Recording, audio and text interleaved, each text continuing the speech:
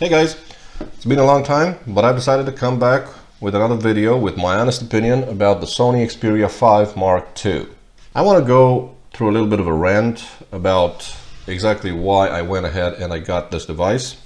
I used to rock the S21 Ultra for about 2 weeks now, and the thing is, I found that to be a little bit too big and a little bit too heavy for me. As you know from my Asus Zenfone 8 opinion, I was talking about how I really enjoy smaller devices. So I went ahead to look for something a little bit smaller these days, and this is the best I could find.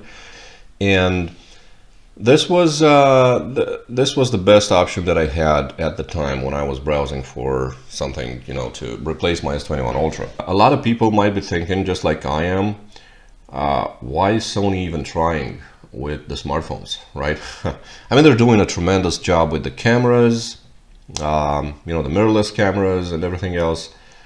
But why are they trying with the smartphones? Because obviously they're not nailing it. They're not hitting the sweet spot for the masses. And then I was thinking, like, well, maybe Sony isn't for the masses. So maybe it's for the professionals, right? But then I was looking at this device and I was wondering, are the professionals really going to use this? And the answer is probably not. You know, I'm not a professional. You know, I'm not working with you know, YouTube and making money off YouTube, right? I'm not doing this for money. I'm buying these myself. I saw the Sony 5 Pro, I think it was. Don't remember exactly. The one with the on the side here, it had a little port for HDMI that you could just plug it into the camera, to the mirrorless camera, and you would get a second a second display for the camera. And yeah, maybe that's useful, but that's $2,000, right? In my country, it's 2,000 euros, which is even worse. So would you pay 2,000 euros for a secondary screen on your mirrorless camera? No, I wouldn't. You know, nobody would. I don't know anybody who would do that. Just get a smartphone that acts as a secondary display, and then you can do what? I don't know. Just, you know, call me crazy.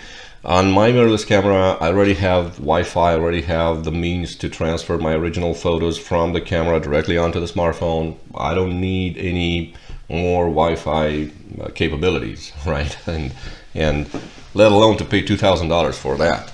So I don't have any kind of Facebook, any social media. I don't use it. I quit that, I think, about 2 years ago, and I don't want to go back to that. But anyways, I'm not even a heavy social network user, by all means, by any stretch of the imagination, right? I'm not going to go into why I hate all that, but anyway, I guess you'll know by now. So, but anyway, and then it hit me. Why do I go back to the iPhone? Why do I go back to devices that you pay a lot of money for the brand? And then once I held this in my hand, I realized why, right? It's number one, I think it's the build quality, right? They have this build here in the Sony. At least they're trying to do that. They're trying to mimic something that Apple did, right? Apple had this consistent and symmetric kind of design throughout the device, all their devices, right? And they kept them looking the same. And when I look at the Sony 5 Mark II in 2020, but it kind of reminds me of the Xperia Z3 or Xperia Z2, you know, they all had this, they were all this monolith, right? It was a little squared on the edges, you know, back in the days, but now it's this rounded shape here around the edges, right? And it just looks nice. It just feels nice to hold in the hand, right? But to come back to reality today, you know, why did I get this? And I'm going to talk about the price pretty soon. I got this because you're getting something else, right? You get the feeling that it's something else. You know, the market these days is pretty crowded with the likes of Xiaomi, which are making very strong devices, you know, but in all honesty, at the end of the day, you get pretty sick and tired of, you know, that classic design, right? It's on the back here. it's a little bit curved on the edges, but then the front is all flat, you know, and that's a design that I'm tired of, right? Or the edge screen, where the edges on the screen are a little curved, you know. It started out with Samsung with its Galaxy S6, I think, back in the days. But yeah, so people, you know, psychologically, everybody has this thing that they are holding something unique, right? And that's basically what hit me, you know. But anyway, I wanted something smaller, and this is smaller. It's narrower, and you get to manipulate it a little bit better. Yeah, it just you know, it's a little bit better in the hand. The thing is, when I hold it like this, it's, you know, as you can see, it's very, very manageable, right? Obviously, if you want to reach something, you know, up in the top here, you're not really going to be able to do it with just one hand, right? But anyway, you get the point, right? It's a little bit better than everything else on the market today. If I compare this to my S21 Ultra, that was heavy. That was, you know, it was much bigger in every respect, and, you know, I didn't have much use for its camera, because the S21 Ultra definitely has pretty much the best camera on the market today, right? And it doesn't get any better. Maybe Huawei has something, but Huawei is not usable anymore. So yeah, let me tell you a little bit about what I like about the Xperia 5 Mark II. So the pros would be pretty much the display. The display is quite nice. It's actually very nice. It's an OLED, 120 Hertz refresh rate. You get a lot of settings here, you know, with the display, and you get the image quality, white balance. So these are all settings that a professional would actually go through, and they would tweak the colors and all that stuff. For me, you know, for myself, I just set it up to use the the brightest colors. I'm a fan of saturated colors. That's why I've been using Xiaomi devices a lot. They have very saturated colors. The next thing I like is this this little button here. So this is the camera button, which is very tactile. It's very, very nice. You get to, you know, it has the half push for focus, and then, you know, the full push for taking a photo, shooting a clip or something. And this is very nice. You know, I like this about Sony back in the day. This is a very useless button. It's a little bit synced into the side there so that you don't get to accidentally push it. But this is a Google Assistant button, which I never use. I disabled the Google application altogether, because that was the only way that I could get rid of this button, the functionality of this button. You can't remap it to anything else, and that's a bummer. So yeah, this remains a useless button to this day.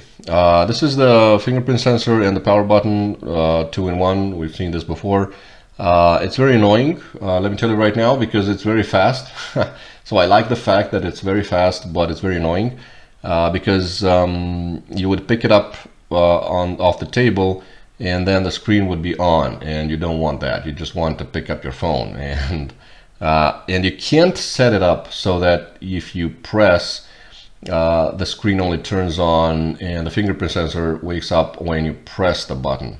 This was a feature of Mi 10T Pro, Xiaomi Mi 10T Pro, where you could set it up so that it wouldn't wake up the screen or process the fingerprint unless you pushed the button. But this, no. If I'm just touching it right now, you see the screen is on, right? And it's so fast, it's crazy fast. It's pretty good, but that's, you know, also a reason to hate it.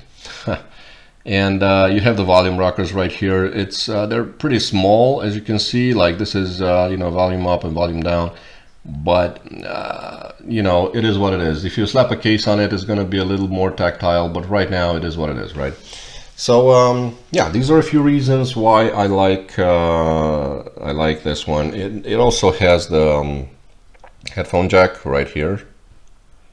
Okay, and as you can see, the build quality, the overall build quality, I also like that, because it's this monolith, and it's really consistent throughout every side, you know, of it, just like you would see in an iPhone or something like that. One more thing I like about this is that it has those dedicated camera, the pro camera mode, and for photos and videos. I don't know, I've been playing around with those and it's pretty fun, but again, I'm not a professional videographer, I'm not a professional photographer. The sound quality that comes out of the speakers is, I would say it's pretty bad. I mean, call me crazy, but I would say it's bad. You can't really, like someone, you're at a party up in the mountains at a cabin and you don't have any speakers with you and you have nothing, and then you can't be the guy to slap out his phone and just try to play some music and everybody would go, wow, man, that's sounds pretty nice, like you would do with an iPhone 12 Pro Max or I don't know, even a Samsung. Well, this has two physical speakers, one at the bottom and one at the top, because it does feature a chin at the bottom and the top of the screen. And even so, it's pretty bad. It's not loud at all. If I was to continue buying Sony devices and if I was to be a Sony fanboy, so to speak, I would expect Sony to give me a lot more in Mark III, right? Because what this has going for it, it has the form factor, and for me, and the camera button, and that's pretty much it, because you get this kind of flagship features. These flagship features you get on every single other device, right? 120 hertz screen, come on, everybody's got it these days, right? You can buy Xiaomi Mi 10 for I don't know, half or a quarter or a fraction of the price you would pay for this. I don't know, maybe you're not like me, but when I go out to purchase another smartphone, I usually go for what does it have extra, what does it have to offer, because if you look at the market today, everybody has something extra to offer, right? And this one just has the form factor, and it has the camera button here, that's the Sony signature.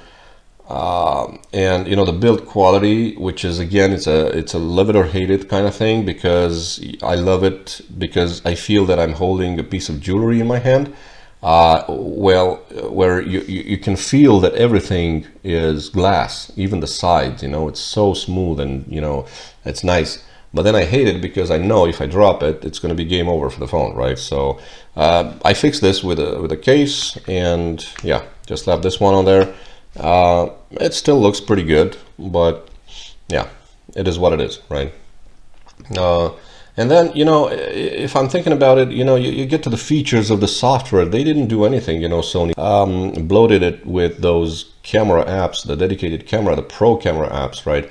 Which are good, you know, don't get me wrong, but I wanted to see something where I could customize this button, right? The Google Assistant button, just map it to something else. I wanted to see more customization, more software customizations, but they just left the stock Android on there. This is as stock as it gets. If you want to get more stock than this, you're going to go Google Pixel or something, but even that's not stock, because that's, you know, a lot of Google bloatware in there. You know, you get the Google News and the podcast and stuff like that. Who uses that, you know? So anyway, another thing that I've really been bummed about is it doesn't have any wireless charging. Now, I have a wireless charger in my car, and it's very neat, you know, when you set the phone up in there, it will just close down and, you know, charge the phone wirelessly. You don't have to plug anything in, and that was the only kind of scenario where I really used a wireless charger anyway. But to go out in the world and to go, you know, to maybe the Starbucks or whatever, if you really do that anymore, and to see a wireless charger on the table and not be able to use it with a phone that you're paying $880 for, that's just crazy. That's what I paid for this. That's what I just paid $880 for this about a couple of weeks ago. What else? The vibration motor, the Taptic engine, as you may call it.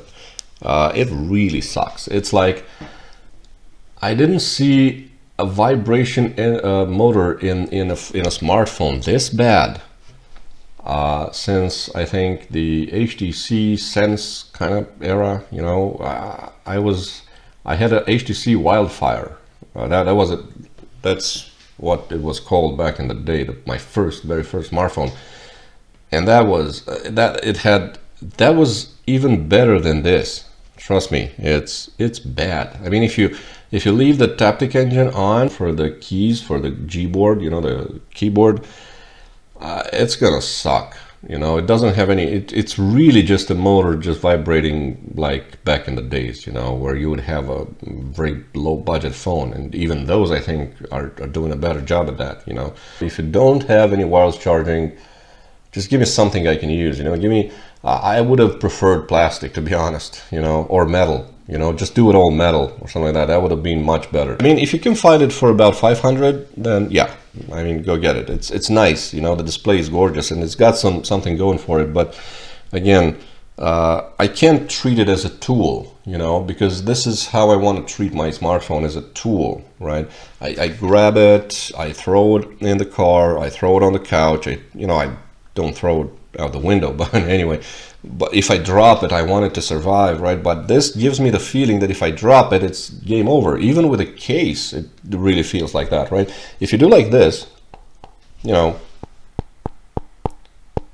I don't know if you could hear that, but it's it kind of feels, first of all, it feels, and then it sounds like there's a little bit of a spring there going back and forth, like the vibration motor is coming apart or something like that. I don't know, it just feels very fragile, right? And that's really my honest opinion about it, right?